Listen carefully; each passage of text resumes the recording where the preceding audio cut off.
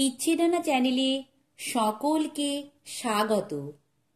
আজকের পরিবেশন প্রখ্যাত সাহিত্যিক বনফুলের লেখা ছোট গল্প স্মৃতির খেলা। গল্প পাঠে এবং চরিত্রচিত্রণে আমি মৌসুমী। সব শক্তির মতোই স্মৃতিশক্তি ব্যাপারটাও একটু গোলমেলে। কখন যে কি খেলা খেলেন বলা শক্ত। কখনো কৃপা করেন, কখনো করেন না। সেদিন আমার ভাগ্যে দুরকমই হলো এবং দুবারই নাকাল হতে হলো আমাকে। ফার্স্ট ক্লাসে বার্থ রিজার্ভ করে যাচ্ছি। গাড়িতে উঠে দেখলাম আর কোনো যাত্রী নেই। 9টা বেজে গেছে, সুতরাং গাড়িটি ভিতর থেকে লক করে শুয়ে পড়ার কোনো বাধা ছিল না। প্যান্টটি খুলে হুকে ঝুলিয়ে দিলাম, তারপর লুঙ্গিটি পরে শুয়ে পড়লাম। কিন্তু লক করতে ভুলে গেলাম। ফল যা হলো তা মর্মান্তিক। গভীর রাত্রে দড়াম করে একটা শব্দ হলো। ধড়মড় করে উঠে বসলাম। আলো জেলে দেখি সামনের বেঞ্চে আধময়লা কামিজ পরা এক ভদ্রলোক অপ্রস্তুত হয়ে বসে রয়েছেন, আর গাড়ির মেঝেতে একটা হাঁড়ি ভেঙে চুরমার হয়ে পড়ে রয়েছে। তার থেকে কালো চটচটে একটা পদার্থ কামরার চারদিকে ছড়িয়ে ছিটকে পড়েছে। কে আপনি মশাই? এ কি কাণ্ড! হাত কচলাতে কচলাতে ভদ্রলোক বললেন, আলকাতরার হাঁড়িটা ওই টেবিলটার উপর রেখেছিলাম, কিন্তু ট্রেনটা এমন ঘচাং করে থামলো যে হাঁড়িটা পড়ে গেল। আলকাতরা! ঘাড় ফিরিয়ে দেখলাম আমার ঝোলানো প্যান্টের পা দুটোতে লেগেছে। বেঞ্চির নিচে সুটকেসটা ছিল, তাতে লেগেছে। আর জুতো জোড়া তো মাখামাখি হয়ে গেছে একেবারে। আপাদ মস্তক রাগে জ্বলে উঠল।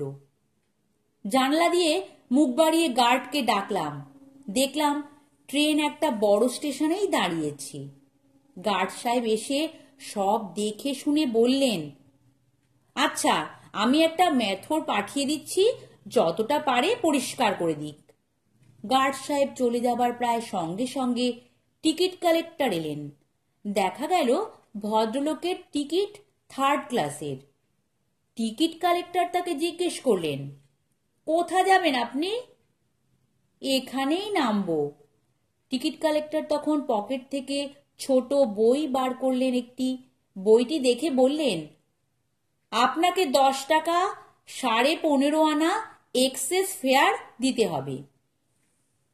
আমার কাছে তো একটি পয়সাও নেই। আমি অন্ধকারে বুঝতে পারিনি এটা কোন ক্লাস। আমাদের স্টেশনে ট্রেনও 1 মিনিটের বেশি দাঁড়ায় না। সামনে যে গাড়ি পেয়েছি তাতেই উঠে পড়েছি। টিকিট কালেক্টর বললেন, ওসব কথা জেনে আমার লাভ নেই। এক্সেস ফেয়ার আপনাকে দিতেই হবে। আপনি শুধু যে বিনা টিকিটে এসেছেন তা নয়, রাত দুপুরে একজন ফার্স্ট ক্লাস প্যাসেঞ্জারকে বিব্রত করে তার গুরুতর ক্ষতি করেছেন। আসুন আমার সঙ্গে। টিকিট কালেক্টরের সঙ্গে সঙ্গে ভদ্রলোক চলে গেলেন। দেখা গেল আলকাতরার হাঁড়িটি ছাড়া আর তার কিছু ছিল না। তারপর ম্যাথর এলো জল আর ঝাড়ু নিয়ে। সে সব দেখে শুনে একটি সদুপদেশ দিলে আমাকে। পাশের কামরাটাও একদম খালি আছে বাবু, আপনি সেখানেই চলে যান। এ আলকাতরা সাফ করা এখন মুশকিল। কেরোসিন তেল না হলে উঠবে না। আমি আপনার জিনিসপত্রগুলো একটু মুছে টুছে দিচ্ছি। ট্রেন কতক্ষণ থামবে এখানে?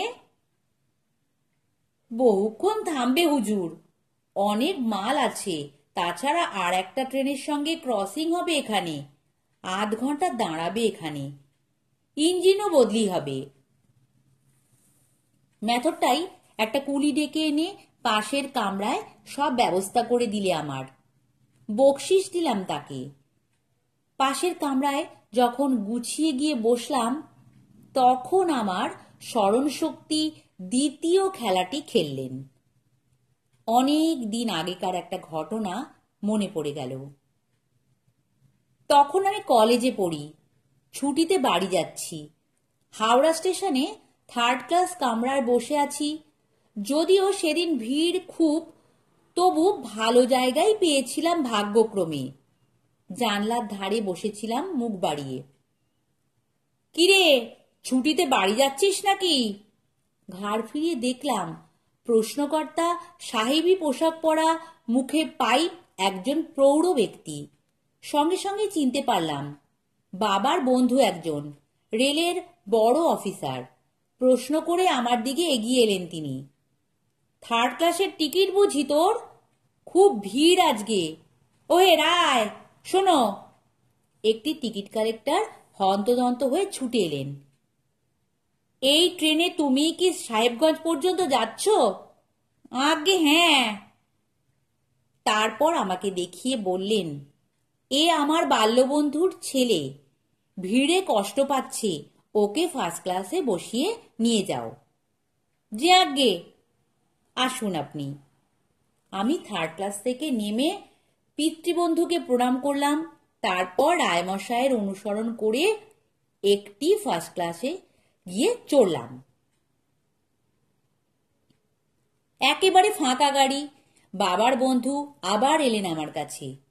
ঘুমিয়ে ঘুমিয়ে চলে যা, রায় তোকে সাহেবগঞ্জে উঠিয়ে দেবে। জানলা দিয়ে মুখ বাড়িয়ে বসে আছি। ট্রেন ছাড়ে ছাড়ে। প্রথম ঘন্টা হয়ে গেছে। এমন সময় ছুটতে ছুটতে কানুদা এসে হাজির, হাতে একটা হাঁড়ি। ও, তুই যাচ্ছিস এই ট্রেনে? যাক, বাঁচলাম। এই গুড়ের নাগড়িটা মামাকে দিয়ে দিস তুই। খেতু আজ যাবে বলেছিল, তার হাতে দিয়েই ওটা পাঠাবো ভেবেছিলাম, কিন্তু সে দেখছি আসেনি। এমন দায়িত্বজ্ঞানহীন আজকালকার ছোকরারা। কানুদা কামরায় উঠে গুড়ের নাগড়িটি বেঞ্চের নিচে ঢুকিয়ে রেখে দিলেন। কোণের দিকে ঠেসিয়ে রেখে দিলাম, খুব সাবধানে নিয়ে যাস। গার্ডের হুইসেল বাজলো। কানুদা লাফিয়ে নেমে গেলেন।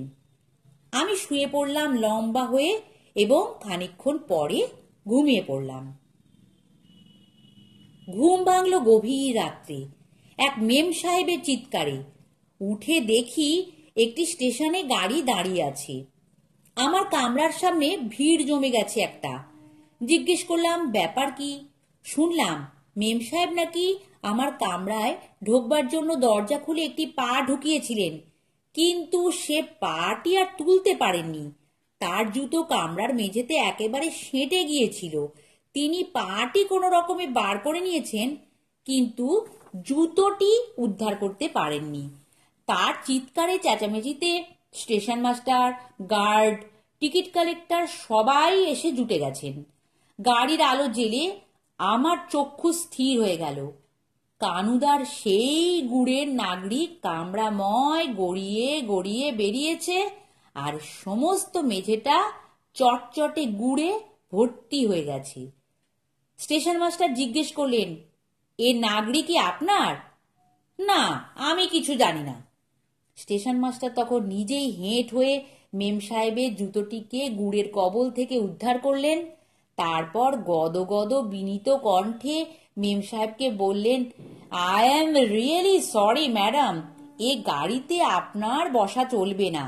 পিছনের দিকে আর একটা 1st ক্লাস কামরা আছে, সেইখানে চলুন। সাহেব মেম সাহেবকে নিয়ে স্টেশন মাস্টার, গার্ড সবাই চলে গেলেন। তখন সেই টিকিট কালেক্টরটি আমার কাছে দাঁড়ালেন এসে। তাকে আমি নিম্নকণ্ঠে জিজ্ঞেস করলাম, আমি কি নেবে যাব? না না, নামবেন কেন? গ্যাঁট হয়ে বসে থাকুন। ওরাই কি টিকিট কেটে যাচ্ছে নাকি? ওরা প্ল্যান্টার সাহেব প্রায় যাতায়াত করে। এক নাগড়ি গুড় নষ্ট হলো, এইটেই যা দুঃখের। আপনার সঙ্গে যে গুড় ছিল তা তো জানতাম না। বললাম তাকে সব কথা। ও, তাই বুঝি? আচ্ছা, আমি মেথর ডেকে গাড়িটাকে ধুয়ে দিচ্ছি, তা না হলে আপনার অসুবিধে হবে। মেথর এসে কামরাটি পরিষ্কার করে দিয়ে গেল। আমি নির্বিঘ্নে যথাস্থানে পৌঁছে গেলাম। উক্ত গল্পটি মনে হওয়ার সঙ্গে সঙ্গে আমার মনে হতে লাগলো সেই সহৃদয় টিকিট কালেক্টরটি না থাকলে এ ভদ্রলোকের আজ যে দুর্দশা হয়েছে আমারও সেই দশা হতো। না হয় ভদ্রলোক ভুল করে ফার্স্ট ক্লাসে চড়েই পড়েছেন, তা বলে হাজতে যেতে হবে তাকে? তার অসহায় মুখচ্ছবিটা চোখের উপর ভাসতে লাগলো। খচ খচ করতে লাগলো মনটা। পকেটে সদ্যপ্রাপ্ত ফি 200 টাকা ছিল।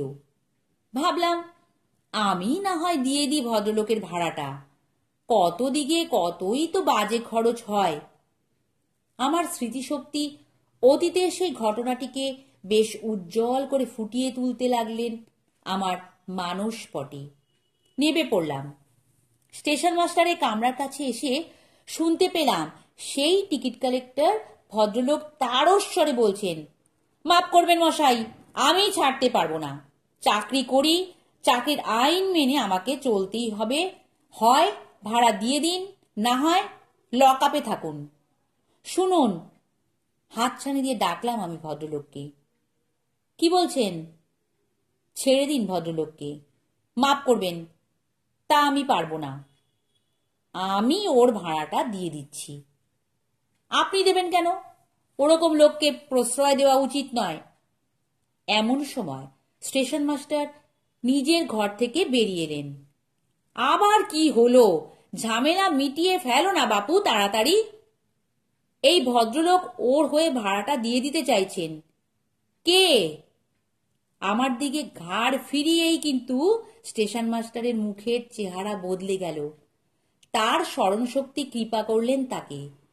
উদ্ভাসিত মুখে এগিয়ে এসে তিনি আমার পায়ের ধুলো নিলেন। ডাক্তারবাবু যে, আপনি কোথা থেকে? একটা রোগী দেখে ফিরছি। এই লোকটিকে ছেড়ে দিন, এর ভাড়াটা আমি দিয়ে দিচ্ছি। আরে, ভাড়া দিতে যাবেন কেন? আপনি ছেড়ে দিতে বলেছেন, তাই যথেষ্ট। মাস্টারমশাই যখন আমাদের স্টেশনে ছিলেন তখন তার ছেলের টাইফয়েডের চিকিৎসা করেছিলাম আমি। সন্টু কেমন আছে আজকাল? ইয়া মোটা হয়েছে, এখন দেখলে চিনতেই পারবেন না। নমস্কার।